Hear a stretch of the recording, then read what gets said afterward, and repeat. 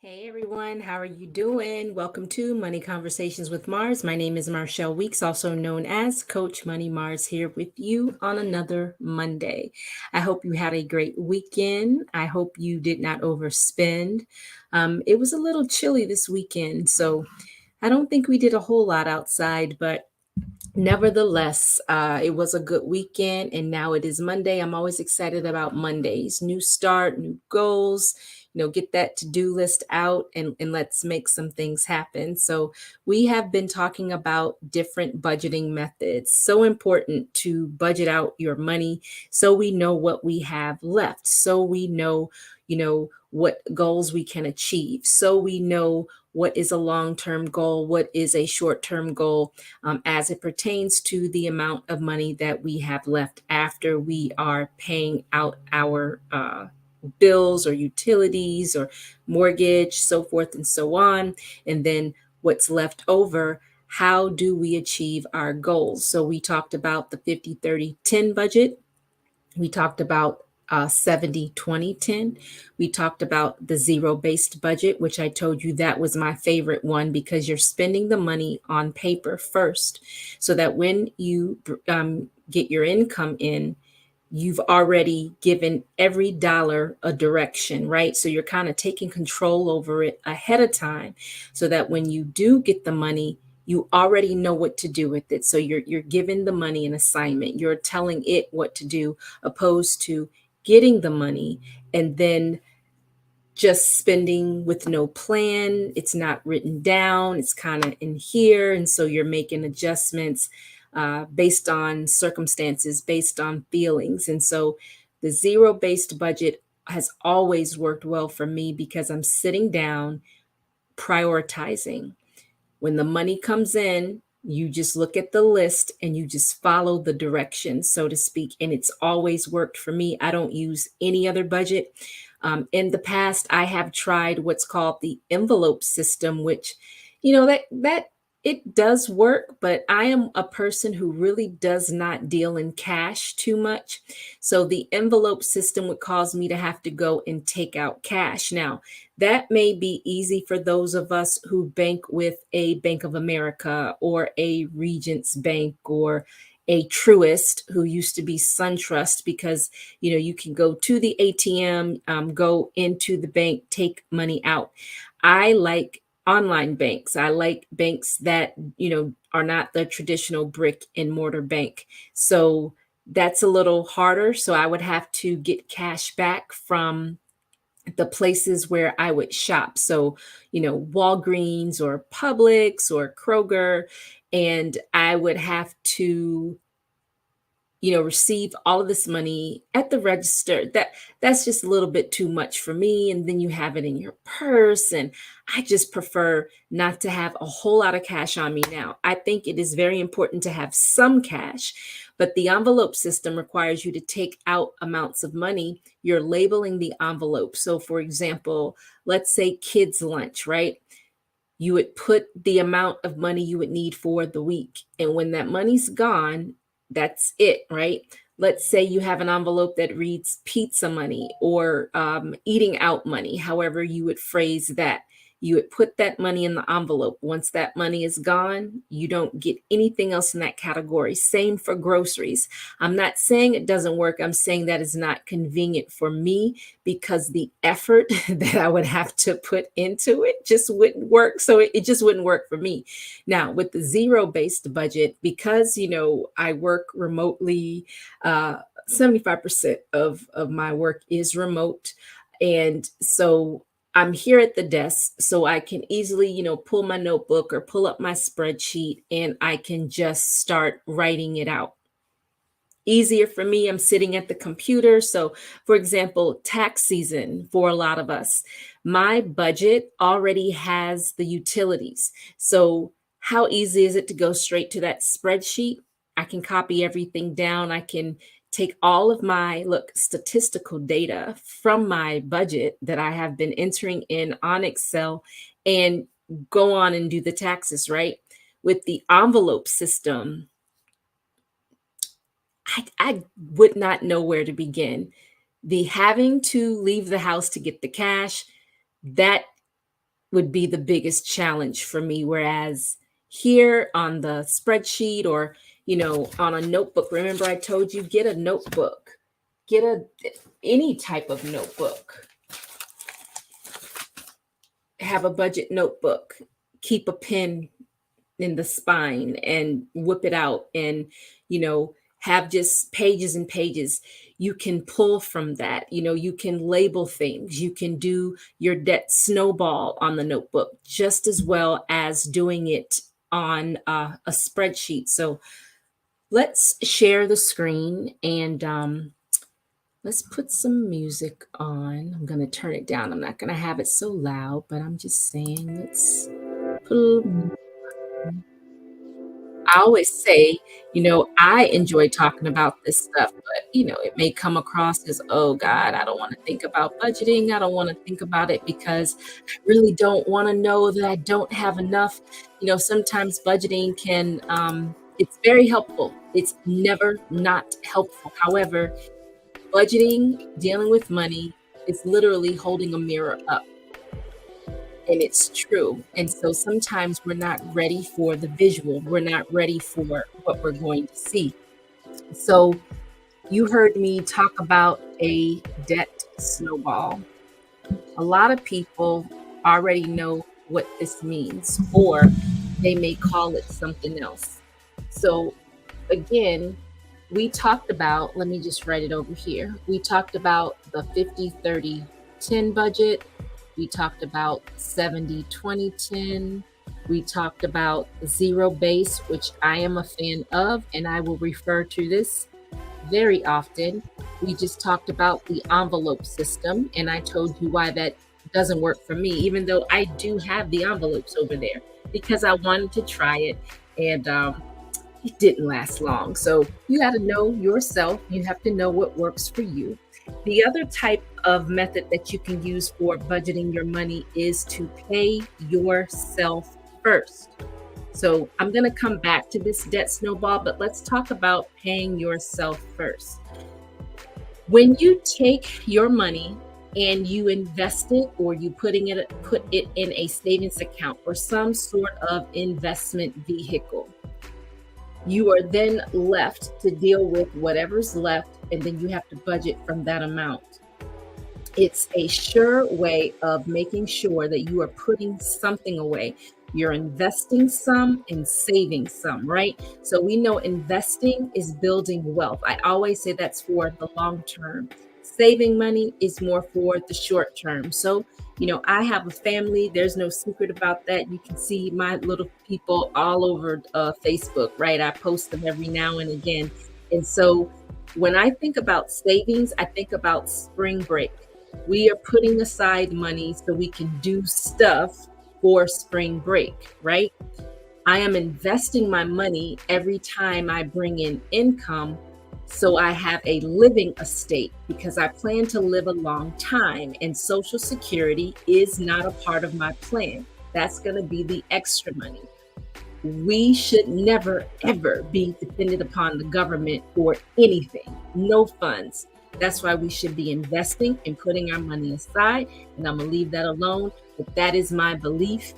We should never be in a position where we have to depend on somebody else to eat. We should be bringing in our own income, and we should be investing it. And so for those of us who may have a more traditional relationship where one person is bringing in the income and, the other partner may be budgeting the money or whatever it's shared, hey, God bless you, do you, we're not speaking against anything, because everyone's household looks different. However, it shouldn't just be one person doing it and you have no idea of what's going on. That is very dangerous, because if something happens to that person and you don't know where the documents are, you don't know how to pay the bills. And so that should be a shared experience. So one person may carry out the tasks, but there should be a common knowledge of where things are. Like, my family knows where the life insurance policy is. They know that that file cabinet I have over there is labeled to death. I am kind of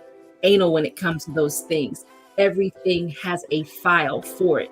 Even the kids have file boxes. Everything is separated. Medical, keepsakes, we have accomplishments, like everything is labeled, everything. They're personal documents. It is important. It's important. And I am an organized type of person just by nature anyway. However, I also am someone who grew up at age 13, 14. My dad died in a car accident. My mom was, a widow. She took care of four girls on her own and she had to handle business. Now, with my family, she was kind of like the office manager of the house, even though she did work outside of the home. Her and my dad had that shared thing going on, and he made a lot of money. So when he left us, that kind of shook the household a little bit. So, but she knew things, it wasn't like, oh my God, where is? So, however your household is running, whatever works best for you, that's between partners and God. But make sure the experience is shared, even if one person is actually pulling things up online and actually paying it, or pulling out the checkbook and actually writing the check. Both people should be aware, is all I'm saying. We're supposed to be sharing knowledge under one roof. It's important. If not, it could cause you problems. And we never know the problems that it would cause until it happens. And typically when we find out, it's too late, right? So let's do our best not to be in that situation. And then I am no marital counselor.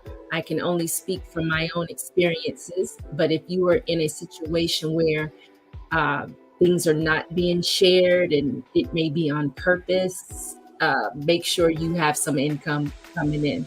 That's all I can say. We'll put a pin in that because, as I said, I'm not a marital counselor. However, I do know money, and I do know that if you have a partnership in a household, married or non-married, everyone should know what's going on. The who's, the what, the where's. It should never be that you have a whole person living in a house and they have no idea who the utilities are with. Who do we pay rent to? Who holds the mortgage? Who is the lien holder on the vehicle?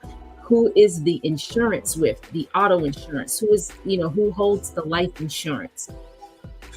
We should know. That's a shared experience. Okay. Pin in that. Going back over to the debt snowball. So it's easy for us to create a debt snowball when we have a budget. So whichever one of those work for you, go for it. Debt snowball. So let's just say you have a Discover card, a Target card, you have Amazon, and maybe a Macy's card.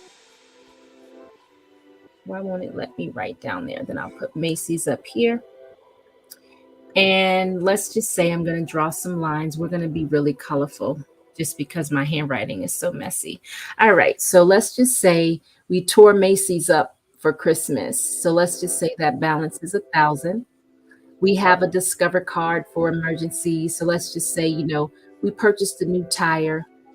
Tire went flat. That's $150. Target, who knows? Let's just say we have a $75. We just use that for the perks. Is there an erase? Let me see. Oh, I'm afraid to touch that. I don't want to erase anything if it's not going to come back. All right, let me put this up. Less options. All right, let's just keep it moving, right? And let's just say we get Amazon things, or what I like about Amazon, you buy things and then they give you points or something like that. You can accumulate some sort of points. That's another topic we can talk about, like the different cards that may give you points. So Amazon does that. So let's just say you have a $50 balance. You just spend the money, then you just pay it off, right? Again, just for the perks. So it's like, all right, it's 2023 and I want to pay off my debt. So because I have a budget, I know the what, the who, the where, and all of that. So let's just say our Macy's is $100 a month. That's the minimum. Let's just say the Discover is $25 a month. Let's say Amazon is 10, and we'll make this Target card 15, right? These are the minimum payments. Now, you may be saying, well, shoot, Amazon's only 50. I just pay that off. I suggest you do. If you can pay it off, knock it out. So let's just say we get paid on Friday and we pay off Amazon. So we were already paying $10 a month. We're paying that out. What are we going to do? We are going to add that $10 to the 15. So now we're paying $25 a month on the Target card. Why? We're rolling up what we were already paying. We're not going to miss the $10 because we're used to paying it. We're just going to pay that off, add the 10 to the minimum payment for Target, that's 25. All right. So we're going to pay that off, right? So what do we have next? $25. We're going to add that $25 to the Discover's minimum of $25 a month. So now we're paying $50 a month to knock it out quicker. Okay. So then we see we're knocking that card down. We pay this off. So now that $50, we're going to roll up to $100. And now we're paying $150 a month. And we're going to continue to pay that until we pay the Macy's card off. This works because you never stop really making the payments. You're just rolling it up. Your minimums, you're paying more money toward the balance, right? And not just the minimums. And that way you're paying off your balances quicker. Thus the snowball, it's getting bigger and bigger and bigger, and it's going to roll all that debt out of there. You see? However, if we don't have a budget, it makes it harder to do. Why is that? It makes it harder to do because what we're doing is this. We're paying a little bit here, a little bit there, and it's like, I don't even know how much I'm paying on such and such card because, again, I'm paying $50 here on this one, $10 on that one. Let's throw an extra 20 on that one. Are we making any headway? Do a budget. Remember how we talked about what was left over after we pay all the things we have to pay? Find out what's left over so you can put it toward the debt. So you can put it toward the savings. So you know how much you can invest. So you know how much you can spend. All roads lead back to the budget. The budget tells you the why, how much. And there is no emotion in this. They're numbers. There's no emotion in a budget. They're numbers. The emotion comes in when we decide whether or not to pay it. That's where the emotion comes in. So we have to ask ourselves what it is that we want. Do we honestly believe that we are meant to live abundantly, not living check to check? Do we really believe it? Our actions will tell us what we believe. You know, our actions will tell us what we believe, what's here. Thoughts, belief, actions, results. Thoughts, belief, actions, results. We aren't going to do what we don't believe, and we can't believe what we don't think. So if we're thinking deep down, everyone in my family's broken, lives check to check, I might as well go on and have a good time this weekend because that's all I see. Deep down, I really don't think I'm supposed to be wealthy. I mean, I know that's what they say, but I don't really believe it. If that's the case, it's going to affect what you do and not do. However, if you truly believe I am the head and not the tail, I am the lender, not the borrower. God has plans for me to prosper me, to give me a hope and a future. I am supposed to live a certain way, and I don't live check to check. If we believe that, our actions look different. Now, with the budget again, it's like holding up the mirror. It's going to tell us what we can do, what we can't do, what we should wait for. And It really comes down to what we want. That's why the first live I did here, Money Conversations with Mars, I asked, what is it that we want? Because that's a question we all have to answer. If we do not know what we want, we aren't going to do anything. We're going to be doing a lot of things. Yes, we're going to be doing a lot of things, but we're going to be in the same place, just doing a lot of things. We have to decide what it is that we really want and make sure those actions are pushing us forward, not like rats in a maze. Because if we're not living on a budget, if we don't know what our money situation is, we're literally rats in a maze, out of breath, running. We're moving, but we aren't going anywhere. And I want us to go somewhere. I want to go somewhere. I want to be better than last year, better than the year before. I just want to keep progressing forward. And progressing forward sometimes means we have to cut certain things. We have to say no to certain things. Certain seasons, we can't go. We can't do it.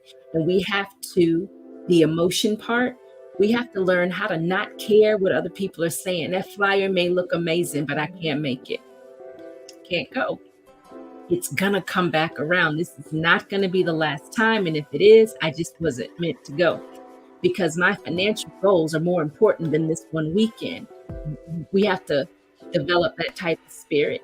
My future is more important than a weekend, out of a month, out of 12 months. So I'm about to blow it all up for one weekend. We got to ask ourselves questions like that. Is this worth my time? Is this really going to pour into me? Is this aligned with where I'm going? And if it isn't, you can't make it. And it's okay. But until we do that budget, until we figure out what we want, we're just going to be all over the place saying yes, this, that, and the third. We have to make a decision and then stick to it and be patient. Be patient. What does it say in James about the trials? To consider it, count it all joy, or consider it joy, my brothers, when we're facing trials of many kinds. That budget and sticking to it is a trial. It is. I can tell you about it. It's a trial. It's tough because whenever we embark upon our budget, we get invited to 50 things. 50 things that all cost and donate and give and this, that. We literally have to go and sit with ourselves quietly, read some scripture, pray, ask God. I don't know what to do. It's just coming at me and it all looks fun. I want to do it all. What should I do? Where should I go? How long should I stay? Because I believe in for this: thoughts, beliefs, actions, results. Money Conversations with Mars. I will see you back here next Monday. And we will continue to talk about money mindset, budgets, but we're going to keep moving on, right? We're going to keep learning, keep growing, and we're going to keep building wealth because you should prosper. Have a good one. Ashamed of trying to make a ways now. Money, money, money, money, money makes the world go